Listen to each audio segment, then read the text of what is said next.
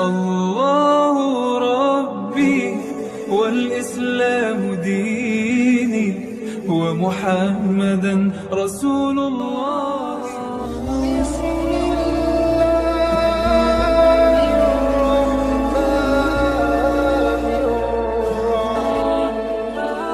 Wabarakatuh. Innal hamdalillah nahmaduhu wa nasta'inuhu wa nastaghfiruhu wa nastahyi wa na'udzu billahi min shururi anfusina wa min sayyiati a'malina may yahdihillahu fala mudilla lahu wa may yudlil fala hadiyalah wa asyhadu an la ilaha illallah wahdahu la syarika lah wa asyhadu anna Muhammadan abduhu wa rasuluh. Allahumma fassalli wa sallim wa barik wa azim wa karim syarif ala hadzal nabil karim wa ala alihi wa sahbihi ajma'in. Amma ba'du, ahibbal kiram, Bapak, Ibu, jemaah Masjid Raya Insan yang insyaallah dimuliakan oleh Allah Subhanahu wa taala. Alhamdulillah, alhamdulillah, pada hari ini kita kembali bermuajahah untuk melanjutkan diskusi kitab kita terkait kitab Nasaihul Ibad, yang alhamdulillah pada malam hari ini kita sudah sampai di makalah yang ke-11 ya. Apa? Halaman 105. Akan tetapi sebelum kita mulai forum ini, marilah sama-sama kita kirimkan Al-Fatihah, terutama kepada sanak famili kita, keluarga kita, orang tua kita, anak kita, istri kita, tetangga-tetangga kita, guru-guru kita, para masyayikh, para kiai, para alim ulama, para habaib, jika mereka pada hari ini atau Allah telah tetapkan kepada mereka kematian, agar Allah Subhanahu wa taala mengampuni dosa kita dan dosa mereka, menjadikan kubur mereka sebagai raudhah min riyadil jannatil firdaus, amin. Jika mereka pada hari ini dalam keadaan sakit, agar Allah Subhanahu wa taala menyembuhkan segala penyakit kita dan penyakit mereka. Jika mereka pada hari ini dalam keadaan sehat walafiat, agar Allah Subhanahu wa taala terus memberikan keberkahan bagi kita dan mereka. Al-hadiniyah niyatin salihah. Al-Fatihah.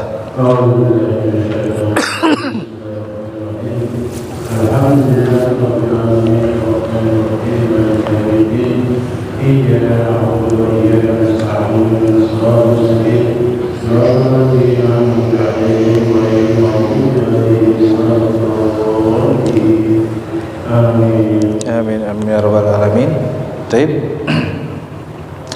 Al-Fatihah yang selanjutnya kita bacakan untuk diri kita yang sedang memiliki usaha agar Allah Subhanahu wa taala melancarkan segala macam urusan dunia akhirat kita. Al-hadiniyah wa hadratin Nabi Mustafa. Al-Fatihah.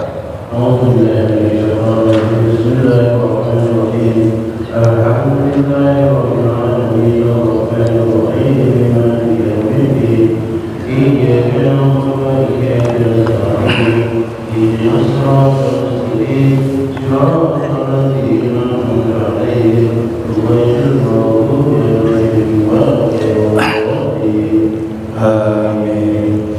Baik, marilah sama-sama kita mulai forum ini dengan sama-sama membaca Al-Basmalah. Bismillahirrahmanirrahim. Kita lanjutkan diskusi kita makalah Al-Maqalah Al-Hadiyah Asyar. Makalah yang ke-11. Anin Nabi. Ya, kita baca bismillah. Anin Nabi sallallahu alaihi wasallam annahu qala, dari baginda Nabi Muhammad sallallahu alaihi wasallam sesungguhnya beliau bersabda, as-salatu imaduddin. Salat adalah tiang agama.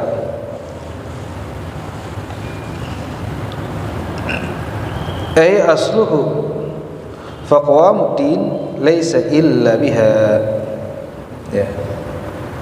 Maka agama itu bisa berdiri ya kecuali dengannya. Ya. Salat itu adalah tiang agama, dan agama itu bisa dikatakan berdiri ya. Agama itu bisa dikatakan berdiri jika ya, dengan adanya salat. Dan kembali lagi kita ingatkan bahwa awwalu ma yuhasabu kama qala Rasulullah, awwalu ma yuhasabu bihil 'abdu yaumil qiyamah as-shalah. Pertama Pak Haji yang akan dihisab kita di hari akhirat nanti adalah as-shalat. Ya. Kalau salat kita bermasalah, udah selesai urusan.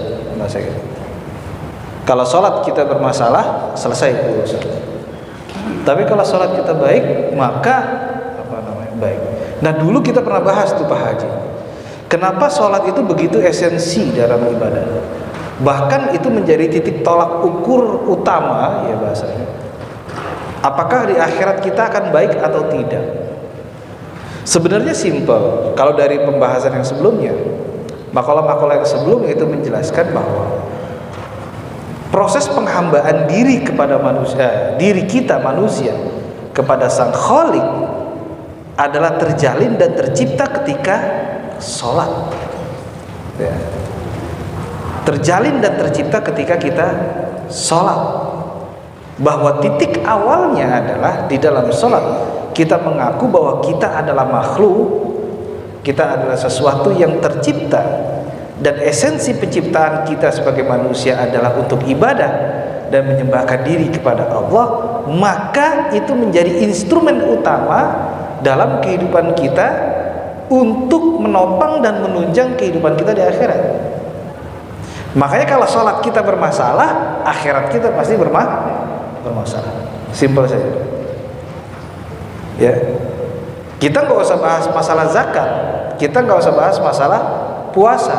Sholat kita saja bermasalah, maka zakat kita bermasalah, maka puasa kita bermasalah. Kenapa?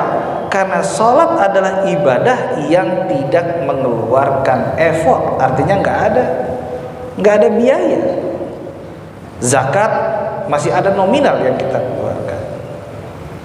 Puasa masih perlu effort yang besar. Sedekah perlu biaya juga atau ada materi yang kita keluarkan. Sedangkan sholat tidak. Kalau yang ringan itu bermasalah, maka yang berat pun akan menjadi masalah. Simpel itu sih. Ya. Kalau yang tanpa biaya itu bermasalah, bagaimana dengan yang memiliki biaya? Ya. Atau bagaimana dengan hal yang ada biayanya? Pasti tentu akan masalah. Nah, jadi kenapa sholat itu merupakan esensi daripada agama? Ya.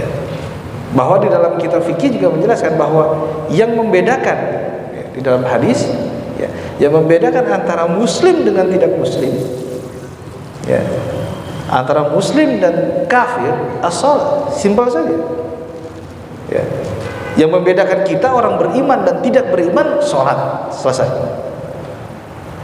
Nah, maka argumentasinya, apakah ada muslim KTP, dia secara KTP muslim tapi dia tidak sholat, maka secara ketetapan hukum tidak ada.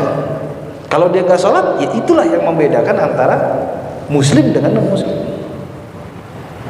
Ya, bahkan dalam hadis tarkus sholat, meninggalkan sholat. Ya. Karena orang muslim itu berkewajiban untuk melaksanakan sholat. Seperti halnya dalam hadis ini, as-sholatu imaduddin. Salat itu adalah tiang agama. Ya. Kama annal bait la yuqam illa ala amri. Seperti halnya rumah itu tidak akan mampu berdiri dengan tegak, setidaknya rumah tidak akan mampu memberikan perlindungan kepada orang di dalamnya kalau bahasa gitu, jika rumah itu tidak memiliki tiang. Ya. Bagaimana atap itu akan berdiri kalau rumah itu nggak memiliki pondasi tiang? Ya. Bagaimana tembok ini bisa berdiri kalau tiangnya, yang penyangga tadi temboknya itu ada? Ya, kenapa tiang itu sangat penting? Fahiya tahqiqul ubudiyah. Karena sholat merupakan penetapan bahwa kita ini bagian daripada makhluk yang tercipta, yang tujuan ciptaan itu adalah untuk ibadah. Ya. Dan yang paling penting wa'ada'u, ya, wa'ada'u li haqqi rububiyah. Ya. Untuk melaksanakan dan menunaikan hak-haknya Allah di dalam sholat. Ya. Jadi sholat itu kita menunaikan haknya Allah. Ya. Jadi kita secara manusia kita selalu meminta hak kita sebagai hamba.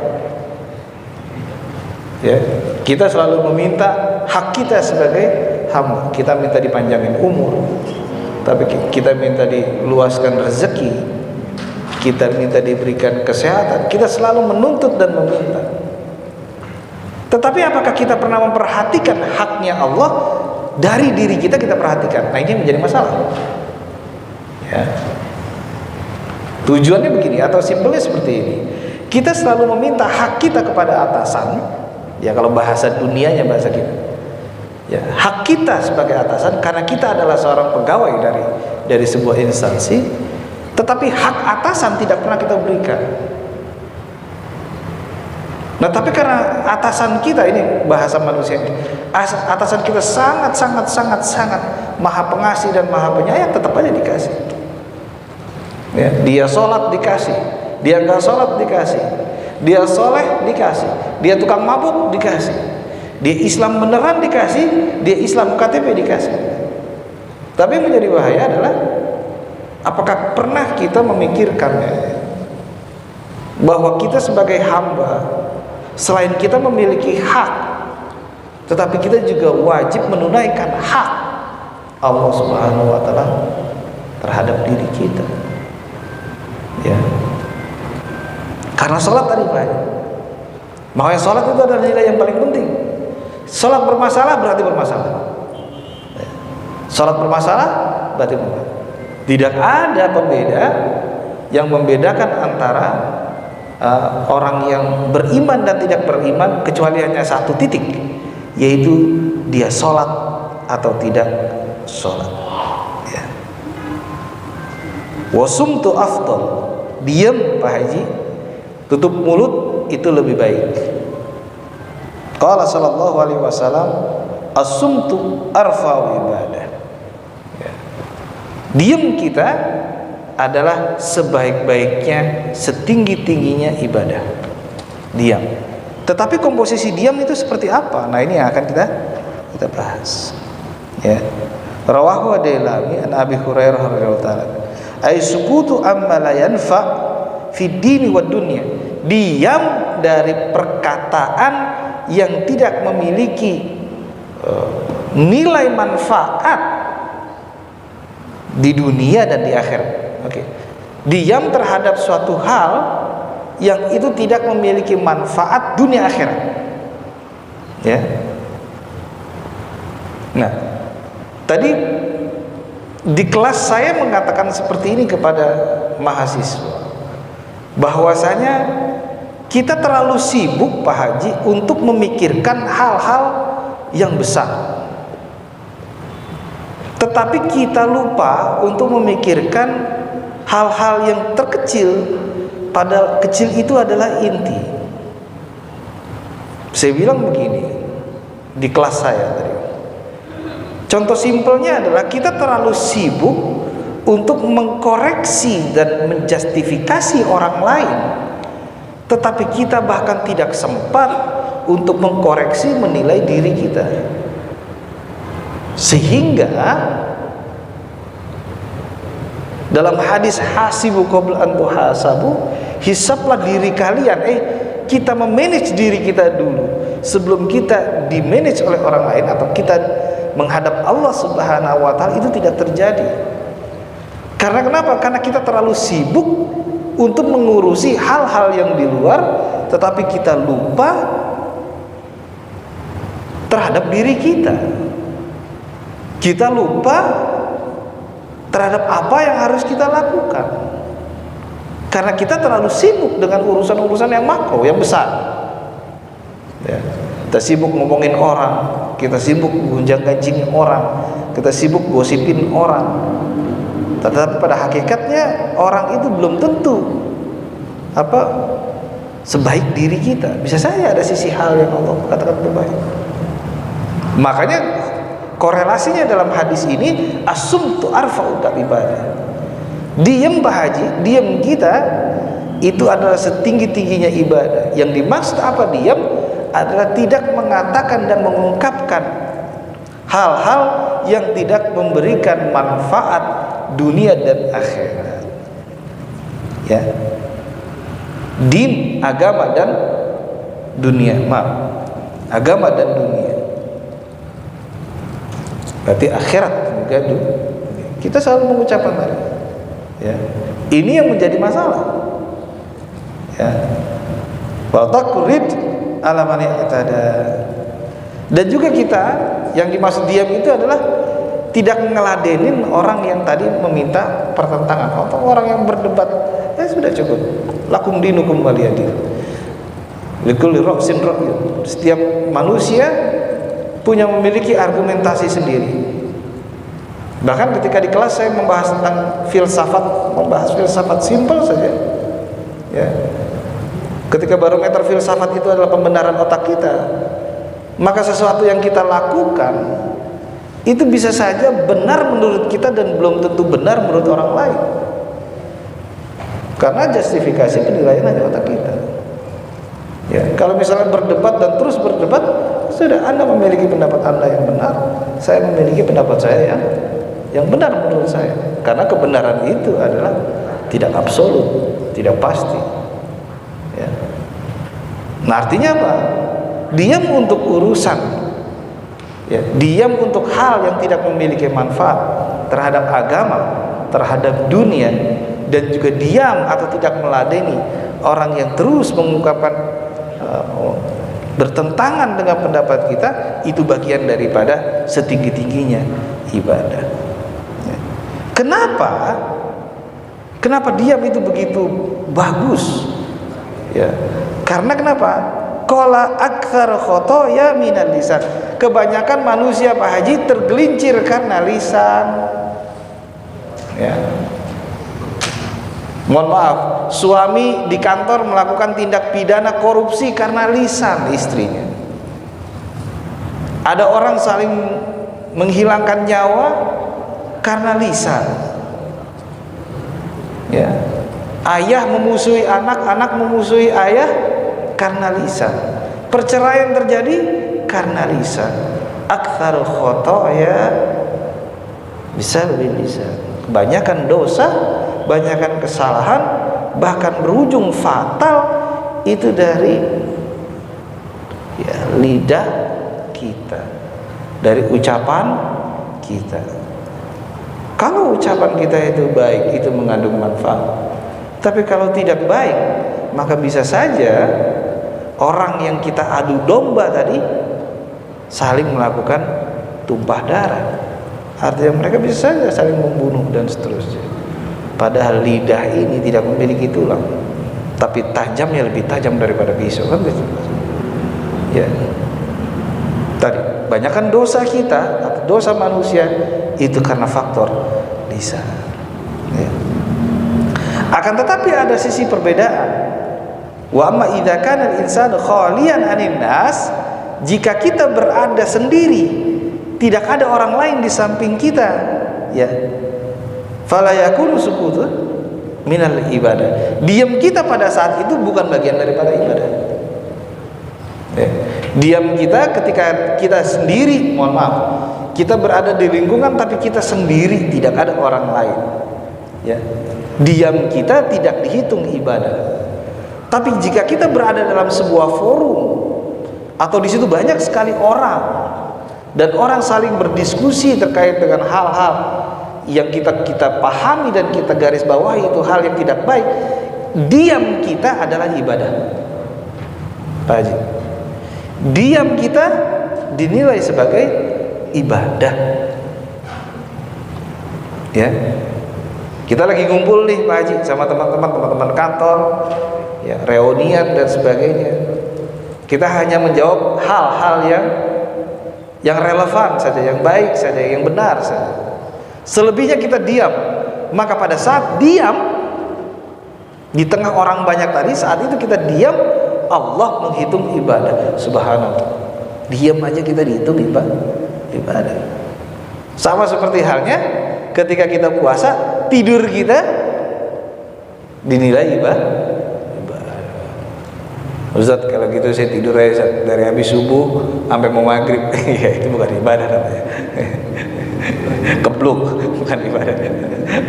Bukan ibadah tapi kebluk namanya. Ya tidur dari habis subuh sampai mau maghrib. Ya. Baik, kita lanjutkan. Was-shadaqatu tudfi'u ghadabar rabb. Ya. Sedekah ya memadamkan kemarahan Allah. Sedekah Pak Haji itu memadamkan kemurkaannya Allah. Sedekah ya. Wasumtu afdal. Tetapi diam itu lebih baik daripada itu. Oke, diam kita lebih baik daripada sedekah yang memadamkan murkanya Allah. Sedekah kategorinya banyak. Bahkan senyum kita kepada saudara kita itu dihitung sedekah, Pak. Senyum ya, hitung sedekah.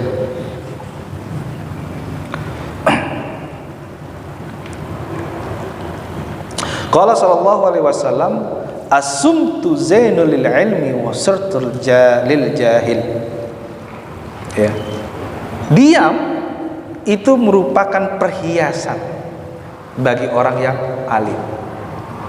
Dan itu diam juga ya menjadi batasan bagi orang-orang yang bodoh, mohon maaf, yang tidak memiliki pengetahuan. Apa maksudnya? Kalau ada orang alim, orang yang memiliki keilmuan yang kita anggap dia diam, maka diamnya itu mengandung wibawa. Diamnya mengandung ilmu ya. Bahkan ya diamnya Nabi Muhammad SAW bisa berupa iya atau setuju ataupun bisa penolakan. Tapi kebanyakan dikatakan bahwasanya diamnya adalah pengataan atau argumentasi setuju. Artinya apa? Diam itu merupakan perhiasan bagi orang yang alim. Simpel saja Pak Haji. Kalau kita mengatakan dia alim, apakah dia lebih banyak diam atau lebih banyak bersuara?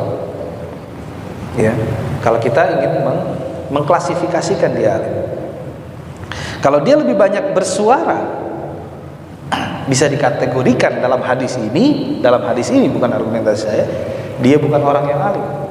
Terlebih lagi dikategorikan orang alim tetapi menggunakan bahasa-bahasa yang memiliki konotasi yang tidak baik. Apakah bisa saya katakan dia alim? Dari hadis ini tidak bisa ya. Ada orang yang kita kategorikan dia orang alim tapi sering mengungkapkan atau menggunakan kata-kata yang konotasinya sangat buruk, sumpah serapah dan seterusnya. Apakah bisa saya katakan dia alim? Dalam hadis ini refleksinya tidak bisa. Karena rata-rata dan kebanyakan, karena orang alim akan tahu diam itu adalah perhiasan bagi mereka, bentuk pembeda mereka dengan orang yang tidak alim, maka mereka akan memilih diam. Gitu Pak ya. Baik, masih berapa menit lagi Pak? Masih 20 menit. Yang selanjutnya,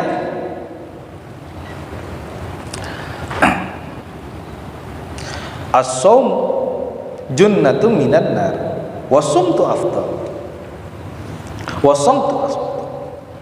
Puasa itu merupakan pemisah, benteng kita yang memisahkan kita dari api neraka. Tetapi diam itu lebih baik daripada itu. Oh kalau gitu Pak Ustadz, bulan puasa, bulan Ramadan saya nggak puasa, lebih baik saya diam aja. Ya nggak bisa. Kan kata hadisnya lebih baik diam daripada puasa. Ya enggak, itu kan wajib. Oke. Nah bagaimana kalau kita puasa dan kita diam? Nah itu lebih bagus. Ya, kalau bulan Ramadan cuma diam doang, nggak puasa, nah itu bermasalah. Ya. Jadi gitu ya. Jadi jangan ditukar-tukar. Ya. Jangan ditukar-tukar. Wasam tu sayyidul akhlak. Dan diam itu adalah ya keutamaan daripada akhlak. Nah,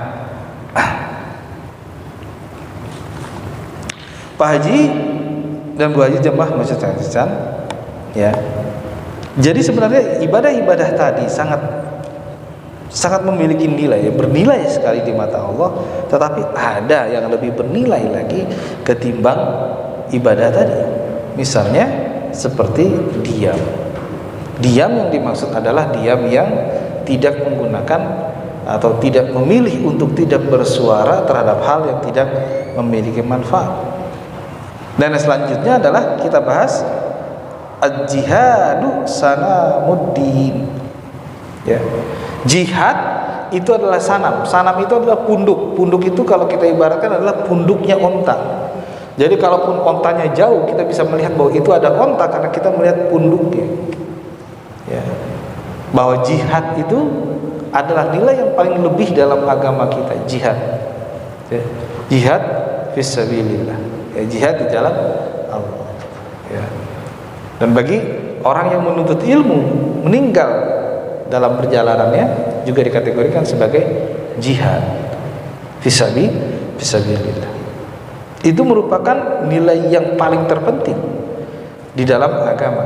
Tetapi as-sumtu afdal, diam lebih baik daripada itu, artinya tadi, ya. Wasumtu hikamun qalilun fa'il, ya. Diam itu adalah sebuah hikam, sebuah hikmah yang pada hakikatnya hanya sebagian kecil di antara kita yang melakukan itu, yang diam, ya. Bahkan ada sebuah syair yang berbunyi begini, ya kathirul fudul qasir qalilan, wahai orang yang sering mengatakan dan berucap kata-kata yang tidak baik, coba turunkan sedikit, ya. Frekuensinya turunkan sedikit, jumlahnya turunkan sedikit. Qad fashartal fudula ardhan tawila, sesungguhnya kamu sebenarnya sepanjang diri kita, sepanjang hidup kita itu selalu mengungkapkan hal-hal yang tidak baik, ya, dalam kehidupan kita. Faqad akhadta minal qabihi baht, sesungguhnya kita tadi orang yang selalu mengucapkan hal-hal yang tidak baik atau orang yang tidak diam, sebenarnya kita sudah mengambil bagian buruk dalam kehidupan kita. Faskutul an idza aradta jamila. Oke, sekarang kamu sudah tahu, maka diamlah. Oke. Diamlah dari hal-hal yang tidak bermanfaat, sehingga kalau itu kamu ingin diam, maka kamu akan mendapatkan sesuatu yang keindahan. Nah, ini bagian daripada perumpamaan bahwasanya diamnya itu ada merupakan ibadah yang paling tinggi. Tetapi diam untuk hal-hal yang tidak baik, hal-hal yang tidak bermanfaat. Tetapi kita tidak boleh diam untuk hal-hal yang tidak baik, apalagi dia atau hal itu adalah merusak, ya, merusak agama dan seterusnya dan seterusnya, ya. Baik Pak Haji, ini yang bisa kita bahas pada malam hari ini. Mungkin kita lanjutkan ke sesi tanya jawab. Apabila ada yang ditanyakan, kami persilahkan.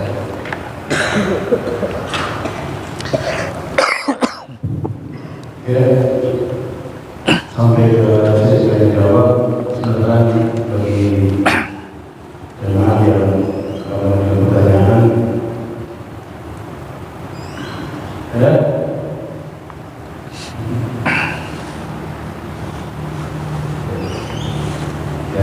Nggak ada.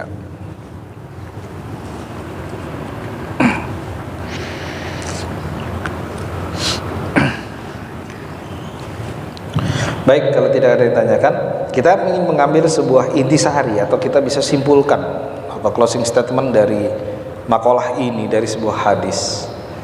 Yang pertama, kita bisa pahami bahwasanya sholat itu merupakan tiang, dan bahkan tiang itulah yang membedakan antara orang muslim dan tidak muslim, orang beriman dan tidak beriman, atau bahasanya orang non muslim atau orang kafir, ya.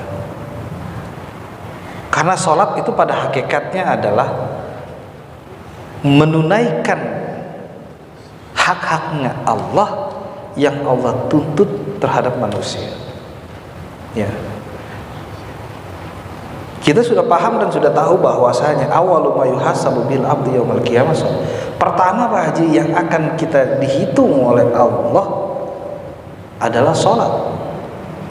Pada saat itu Allah tidak menghitung berapa jumlah nominal harta kita simpan dan kita deposito. Allah pada saat itu tidak menanya pada awalnya berapa banyak harta yang kita sudah infak, zakat dan seterusnya. Tetapi yang ditanya awal adalah sholat. Karena sholat itu merupakan penunaian kita terhadap hak-haknya Allah.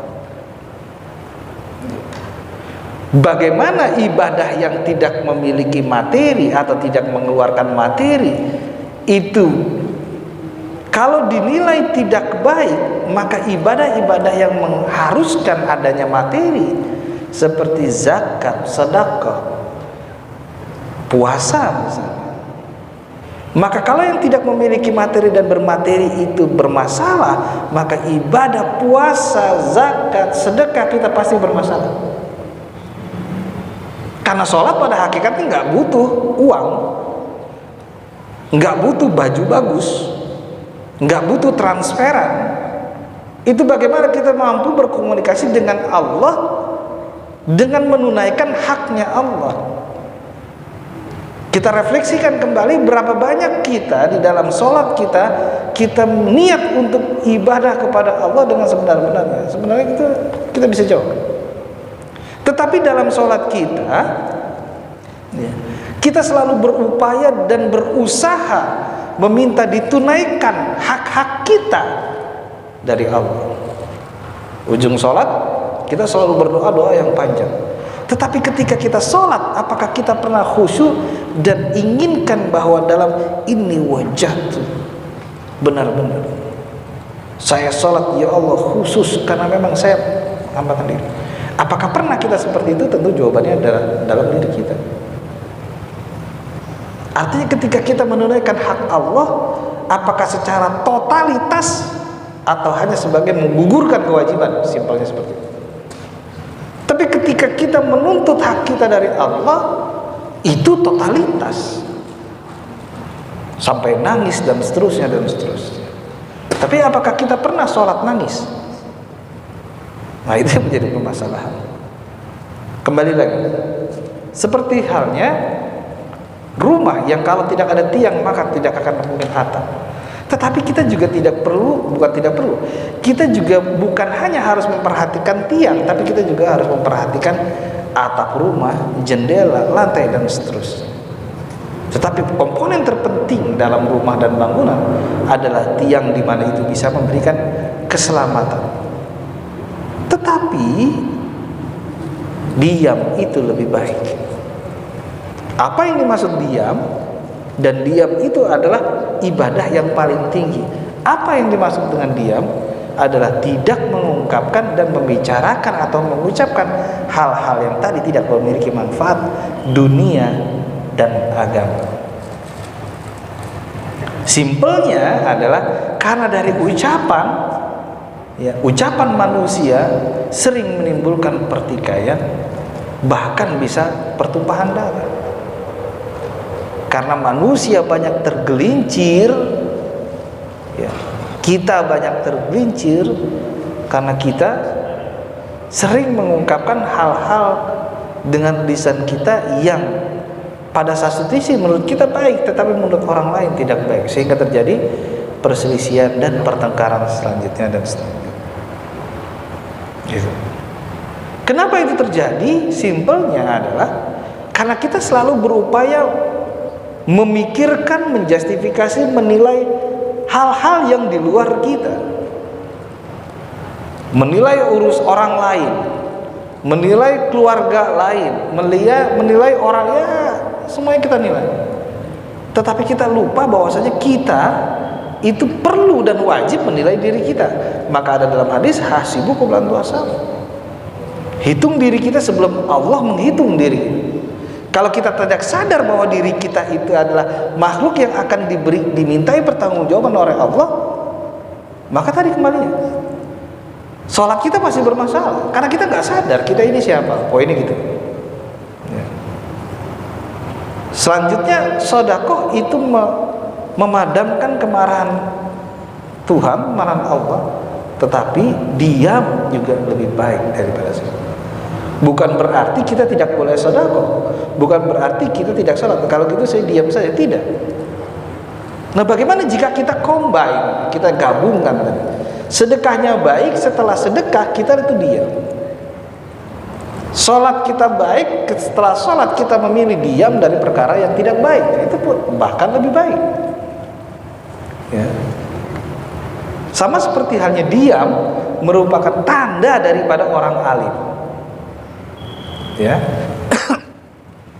Nah, kembali lagi, kalau ada orang alim dia memilih untuk tidak diam di perbuatan itu, ataupun pada saat itu dia memilih untuk menggunakan kata-kata yang tidak baik, maka penilaian kita terhadap orang alim tersebut mungkin perlu di refresh atau perlu dipahami kembali, karena di sini hadis ini menjelaskan bahwa tanda dari orang alim, perhiasan orang alim adalah diam. Ya, kalau ada orang alim tadi mengaku alim atau kita melabeli dia orang alim, tetapi dia sering menggunakan perkataan yang tidak baik menurut kita, nah, kita harus merujuk kembali kepada hadis ini. Apakah bisa dikatakan dia sebagai orang alim?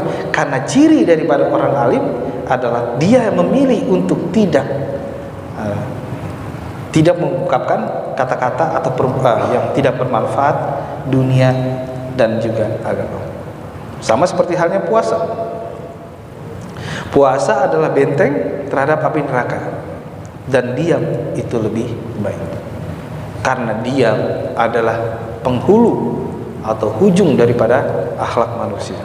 Baik, Bapak Ibu yang saya hormati, mungkin ini yang kita bisa diskusikan pada malam hari ini. Insya Allah kita akan lanjutkan di minggu yang akan datang.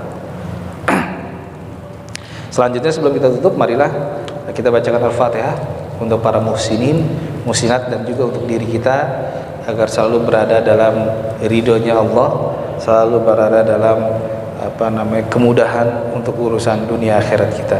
Ala hadiniyah wa bi kulli niyatin salihah wa ila hadratin nabi Muhammad. Al-Fatihah. Alhamdulillahi rabbil alamin, arrahmanir rahim, maliki yaumiddin, iyyaka na'budu wa iyyaka nasta'in, ihdinas siratal mustaqim, siratal ladzina an'amta 'alaihim ghairil maghdubi 'alaihim waladdallin. Baik, marilah sama-sama kita tutup dengan sama-sama baca alhamdulillah. Wallahu muwaffiq ila thoriq. Wassalamualaikum warahmatullahi wabarakatuh.